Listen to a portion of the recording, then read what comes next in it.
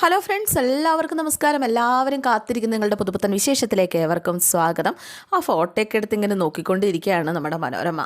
രാത്രി വീട്ടിലിടാൻ ഇതുപോലത്തെ കുറച്ച് കോസ്റ്റ്യൂംസൊക്കെ തയ്പ്പിച്ചാലോ? മോനെ എന്ത് തോന്നും? അല്ലേ പിന്നെ മണ്ട പോയ തെങ്ങ് എന്ത് തോന്നിയിട്ട് എന്ത് കാര്യം?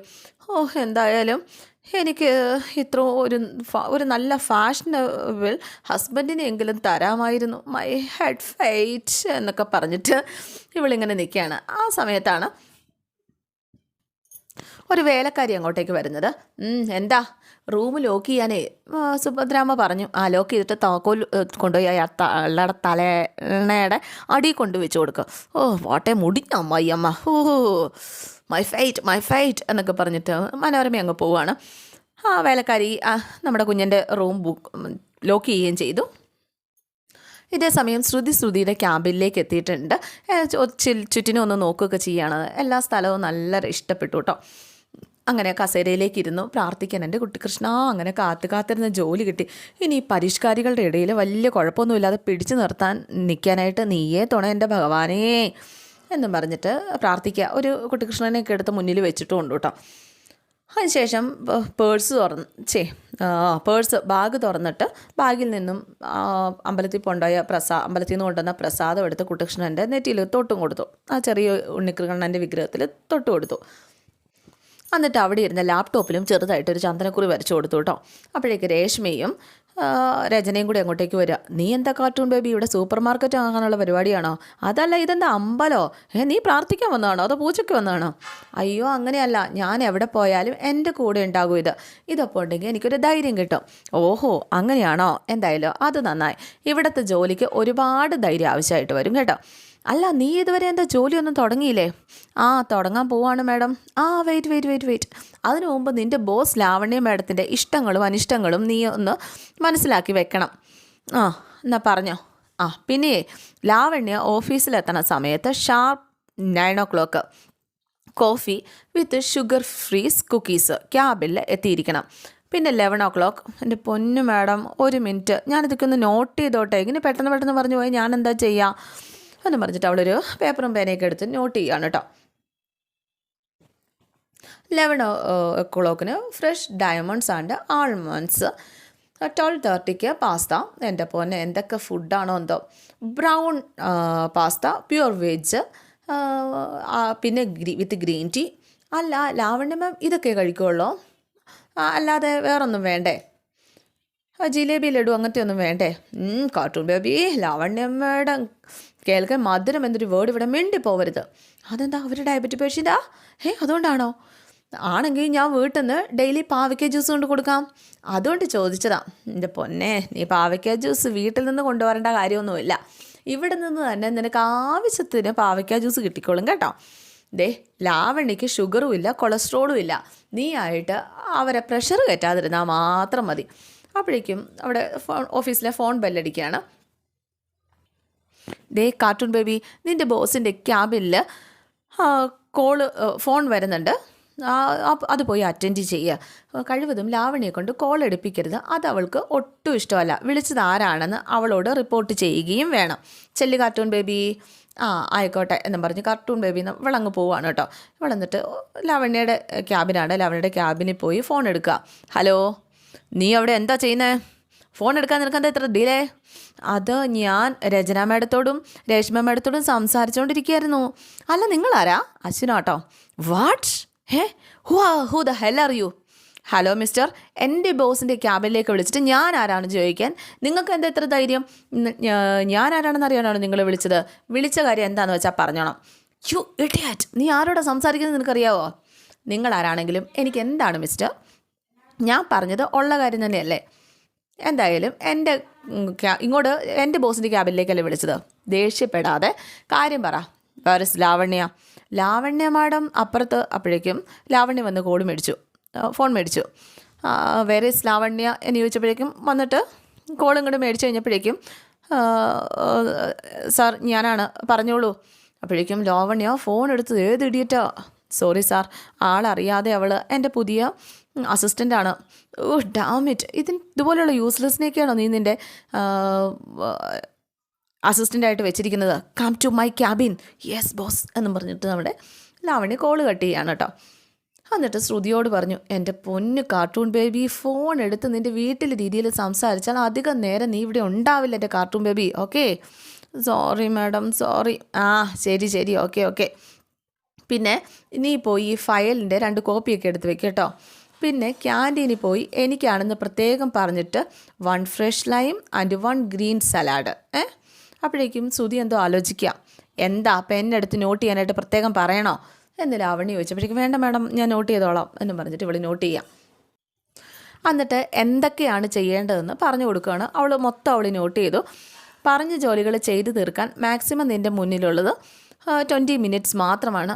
ശരി madam, okay okay okay okay എന്ന് പറഞ്ഞിട്ട് നമ്മുടെ ശ്രുതി അവളെ എഴുതിയെടുത്ത് ആ പേപ്പർ കീറിയെടുക്കുകയാണ് കേട്ടോ. എന്നിട്ട് ആ ഫയൽ എടുക്കാതെ, കോപ്പി എടുക്കാനുള്ള ഫയൽ എടുക്കാതെ അവൾ അങ്ങോട്ട് പോവുക. അപ്പോഴേക്കും ലാവണ്യ ഹലോ എന്നിട്ട് ഫയൽ കാണിച്ചു കൊടുക്കുക. എന്നിട്ട് ആ ഫയലും കൊണ്ട് പോയി കേട്ടോ. ഇനി അത് കോപ്പിയൊക്കെ എടുക്കണം. ഇതൊക്കെ പഠിച്ച് വരുന്നതല്ലേ ഉള്ളൂ നമ്മുടെ ശ്രുതി. അതിൻ്റേതായ ബുദ്ധിമുട്ടുകളുണ്ട്. എന്തായാലും കുറച്ച് സമയം കൊണ്ട് ഇവൾ പറഞ്ഞ ജോലികളൊക്കെ ചെയ്തു. ഇനി ഗ്രീൻ സലാഡ് ഉണ്ടാക്കണം. അതിന് വേണ്ടിയിട്ട് ക്യാൻറ്റീനിലേക്ക് ചെല്ലുകയാണ്. അപ്പോൾ അവിടെ ഒരു ചേച്ചി നിൽപ്പുണ്ട്. അപ്പോൾ ചേച്ചിയെ കുറച്ച് സ്നേഹത്തോടു കൂടി വിളിക്കാൻ നിർത്തിട്ട് അവൾ ആൻറ്റീന്ന് വിളിച്ചപ്പോൾ ആൻറ്റി ചോദിച്ചു, നിൻ്റെ അമ്മായിയുടെ പ്രായം ഉണ്ടോടി എനിക്കെന്ന്. ചേച്ചിക്ക് ഇഷ്ടപ്പെട്ടില്ല കേട്ടോ. അതെന്തിനാടി നിനക്ക് കണ്ടപ്പോൾ എനിക്ക് പ്രായം ഒത്തിരി ഉള്ള പോലെ തോന്നിയോ? അപ്പോൾ ആദ്യമായിട്ട് ആയതുകൊണ്ട് ഞാൻ ആൻറ്റീന്ന് വിളിച്ചതാണ്. ആദ്യം ആയതുകൊണ്ടായിരിക്കും ഇത്ര സ്നേഹം. എന്തായാലും ഇവിടെയുള്ളവരുടെ കൂടി നീ കുറേ കഴിയുമ്പോൾ വിളിക്കാൻ പോകുന്നത് എന്താണെന്ന് എനിക്ക് ഊഹിക്കാം. അയ്യോ ആൻറ്റി, ഞാൻ അങ്ങനെ ഒന്നും ചെയ്യില്ല. ഇതിലെഴുതിയിരിക്കുന്ന ഈ ഐറ്റംസ് ഒന്ന് എടുത്തു തരാമോ? Green സലാഡും mint ലൈമും. ലാവണ്യ മേഡത്തിനായിരിക്കും അല്ലേ? അപ്പോഴേക്കും ശ്രുതി പറഞ്ഞു അതെ എന്നാൽ ഒരു 5 മിനിറ്റ്. അയ്യോ വേഗം വേണോ ആൻറ്റി, കുറച്ച് സമയമുള്ളൂ. ഇത് വേഗം തരാം, മെഷീൻ കട്ടാണോ, നീ വെയിറ്റ് ചെയ്യവിടെ എന്നും പറഞ്ഞിട്ട് ആ പെണ്ണുമ്പോൾ പോലും ഇവളുടെ അമ്മയത്ത് കുതിര കയറുകയാണ് കേട്ടോ. എൻ്റെ കുട്ടീഷ്ണ, എന്തോരം ടൈപ്പ് ആൾക്കാരെ ഇവിടെ ഉള്ളത്, ആരോട് എങ്ങനെ സംസാരിക്കണമെന്ന് ഒരു പിടിയും കിട്ടുന്നില്ല. എന്തായാലും എല്ലാം ഒന്ന് പരിചയമായി വരാൻ സമയമെടുക്കും. എന്തായാലും അധികം സമയം എടുക്കുന്നതിന് മുമ്പ് സാലഡ് കിട്ടിയാൽ മതിയായിരുന്നു എന്നും പറഞ്ഞിട്ട് സാലഡിന് വേണ്ടി വെയിറ്റ് ചെയ്യാണ്. കുറച്ച് കഴിയുമ്പോഴേക്കും സാലഡ് കൊണ്ടുവന്നു. എത്രയായി എന്നിങ്ങനെ ചോദിച്ചു. ബില്ല് കൊടുത്തു കഴിഞ്ഞപ്പോഴേക്കും നമ്മുടെ ശ്രുതി ഞെട്ടിപ്പോയി. എൻ്റെ പൊന്നെ, കുറച്ച് കുക്കുംബറും തക്കാളിയും വെട്ടിയിട്ടതിന് ഇതിന് മാത്രം കാശോ? എൻ്റെ കയ്യിൽ ഇത്രയൊന്നുമില്ല. അപ്പോൾ അതിന് നിന്നോട് ആരും കാശ് ചോദിച്ചില്ലല്ലോ. ഇത് അവരുടെ അക്കൗണ്ടിൽ ഞാൻ എഴുതിക്കോളാം, നീ ഇതങ്ങോട്ട് കൊണ്ട് കൊടുത്താൽ മതി. അയ്യോ, എന്നാലും 140 രൂപയുടെ സലാഡേ, ഇതെന്ത് തട്ടിപ്പാണ് ഇവിടെ നടക്കണത്? തട്ടിപ്പോ? ഇവിടെ തട്ടിപ്പടത് നിന്നോടാരാ പറഞ്ഞത്? അല്ല, ഞാൻ ഒന്നുമില്ല, വെറുതെ വഴക്കുണ്ടാക്കണ്ട എന്നും പറഞ്ഞ് ശ്രുതി. അയ്യോ, എന്നാലും ഇവിടുന്ന് ഭക്ഷണം കഴിക്കാമെന്നുള്ള ആഗ്രഹമൊന്നും എനിക്കില്ല. എന്തായാലും ഇവിടെ നിന്ന് ഒരു ഇഞ്ചി മിഠായി പോലും ഞാൻ മേടിക്കത്തില്ല എന്നും പറഞ്ഞിട്ട് ഇവളങ്ങോട്ട് പോവുകയാണ്. അവളങ്ങോട്ട് പോകുന്ന സമയത്താണ് രജനിയും രേഷ്മയും കൂടി അങ്ങോട്ടേക്ക് വരുന്നത്. കാർട്ടൂൺ ബേബി പണിയൊക്കെ തുടങ്ങിയല്ലോ എന്നവർ തമ്മിൽ ഇങ്ങനെ സംസാരിക്കുക. എന്തായാലും പണിയൊന്നും ഒത്തിരി നാളൊന്നും ഉണ്ടാവില്ല. അവൾ എത്ര ഈസി ആയിട്ടാണോ ഇങ്ങോട്ട് കയറിയത്, അതിനേക്കാൾ ഈസി ആയിട്ട് അവളെ പറഞ്ഞു വിടും. സോണിയുടെ അവസരം ഇവൾ കാരണമല്ലേ പോയത് എന്നൊക്കെ ചോദിക്കുകയാണ്. അതിനൊരു പണി ഞാൻ ഇവൾക്ക് വെച്ചിട്ടുണ്ട് എന്നതിലൊരെണ്ണം പറയും.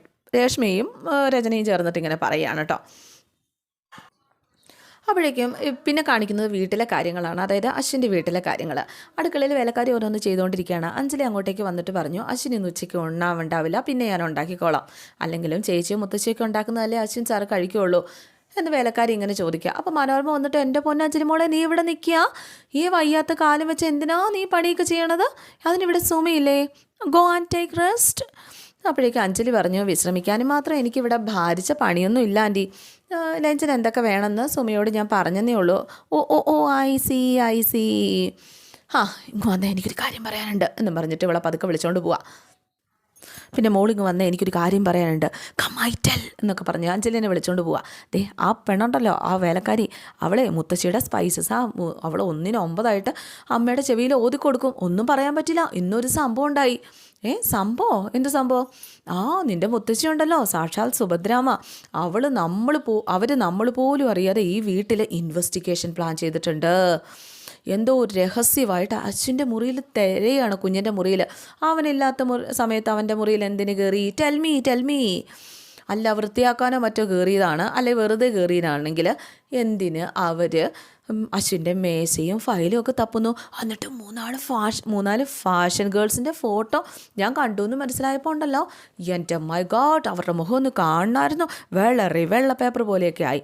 പക്ഷെ ഇവളുണ്ടല്ലോ ഈ സുമ വന്നേ റൂമിൽ ഒക്കുകയും ചെയ്തു.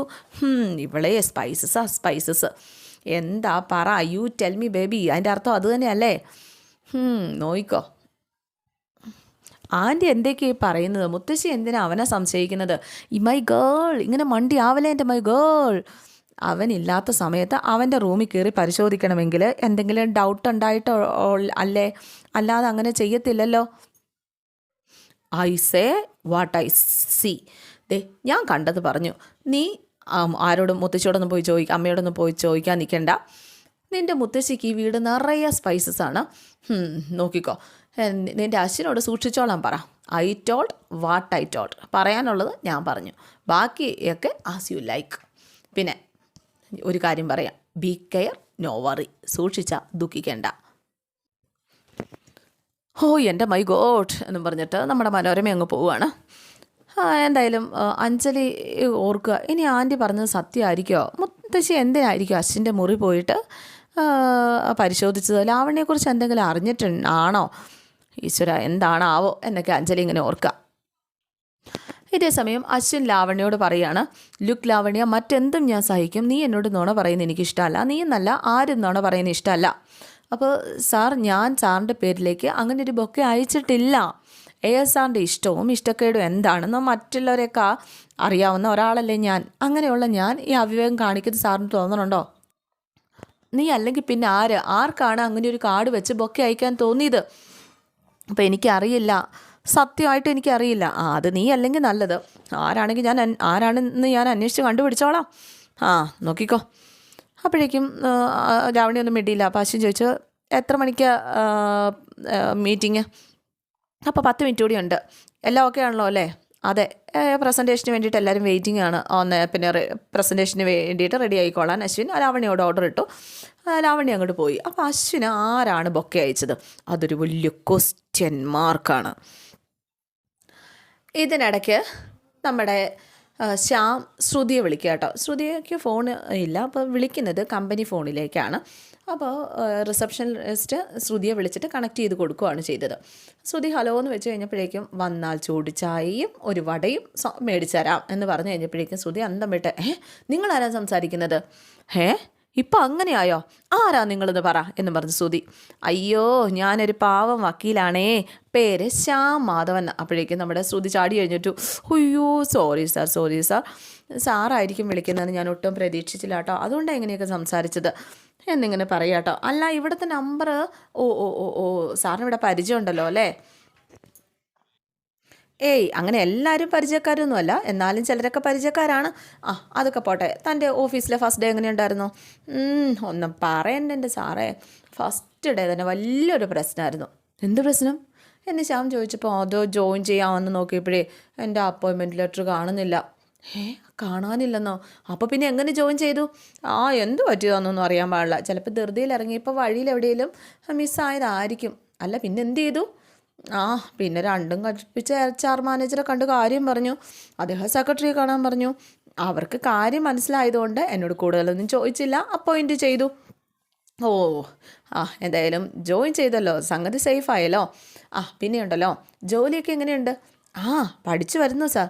Okay, good. പിന്നെ വീട്ടിൽ എന്തൊക്കെയുണ്ട് വിശേഷം? അമ്മായിക്കും ചേച്ചിക്കും ഒക്കെ സുഖമാണല്ലോ അല്ലേ? അമ്മായി ആകെ സങ്കടത്തിലാണ് സാർ. എന്തു പറ്റി അമ്മായിക്ക് സങ്കടം? അമ്മായിയുടെ നെയ്ത്ത് സംഘത്തിൽ ഡെപ്പോസിറ്റ് ചെയ്ത കാശിൻ്റെ പലിശയെ ഈ മാസം പോലെ കിട്ടുന്നില്ല. അതിൻ്റെ ഒരു ടെൻഷനിലാണ് ആൾ. അത്ര ഉള്ളായിരുന്നോ? അത് നമുക്ക് ശരിയാക്കാന്നേ. ആണോ? ശരിയാക്കുമോ? അമ്മായിയുടെ അക്കൗണ്ട് ഡീറ്റെയിൽസ് ഒന്ന് തന്നാൽ മാത്രം മതി. എന്നാൽ ശരി സാർ, ഞാൻ അമ്മായിയോടൊന്ന് സംസാരിച്ചിട്ട് തരാട്ടാ. വലിയ ഉപകാരമുണ്ട് കേട്ടോ സാറേ. അപ്പോഴേക്കും ശ്യാമ് പറഞ്ഞു, കൂടെയുള്ള ഉപകാരം പറച്ചിൽ നിർത്തുവാണെങ്കിൽ വലിയ ഉപകാരമായിരുന്നു. സോറി സാർ, ഞാൻ ശ്രമിക്കാം. എന്നാൽ ശരി, തൻ്റെ ജോലി നടക്കട്ടെ. എന്നാൽ പിന്നെ ഞാൻ ശല്യപ്പെടുത്തുന്നില്ല, തൻ്റെ ജോലി നടക്കട്ടെ, പിന്നെ കാണാം. ശരി സാർ, ബൈ സാർ എന്നൊക്കെ പറഞ്ഞിട്ട് കോള് കട്ട് ചെയ്യാണ് കേട്ടോ. എന്തായാലും ശ്യാം എന്ന വക്കീലിന് നമ്മുടെ ശ്രുതിക്ക് ഒത്തിരി ഇഷ്ടമായിട്ട്, അതുപോലെ തന്നെ ശ്യാമിന് ശ്രുതിയെയും, രണ്ടുപേരുടെ ആ ഒരു സംസാരത്തിൽ നിന്ന് നമുക്കത് മനസ്സിലാകും. എന്തായാലും ഇന്നത്തെ എപ്പിസോഡോട് അവസാനിക്കുകയാണ്. C okay, thank you.